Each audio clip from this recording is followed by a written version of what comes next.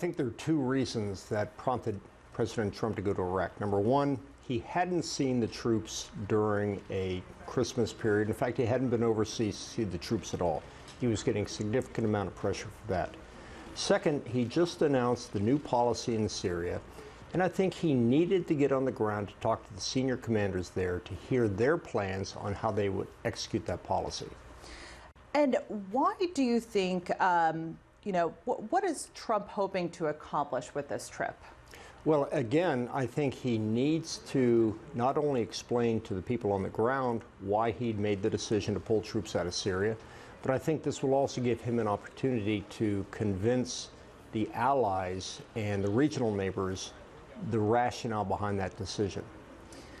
We have heard some criticism from Iraqi officials. Actually, both sides of Iraq's parliament have criticized the president just dropping into Iraq like this, saying it's a violation of Iraq's sovereignty.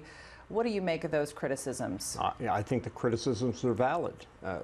Whoever was the trip planner for this trip probably should not be working as the trip planner next time.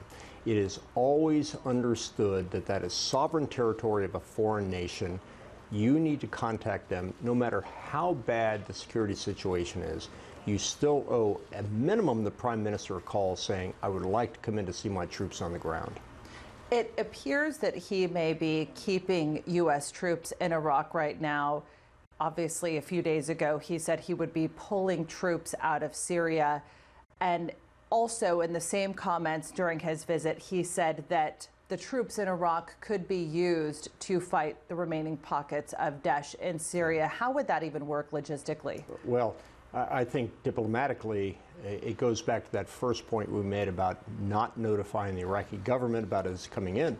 He's just also said to the Iraqi government, regardless of your views, I'm going to use your sovereign territory to attack Syria. I think the diplomats and the trip planners have a little work to do. But how does that even work logistically? How would you even, it would, like you said, it would require using Iraqi bases, and then how would you then fight the remaining pockets in Syria? Candidly, we can send troops from the United States of America to go to Pakistan to kill bin Laden.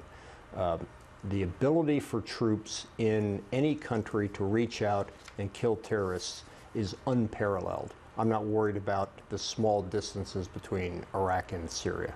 Quick question before we go. Where should Trump go next?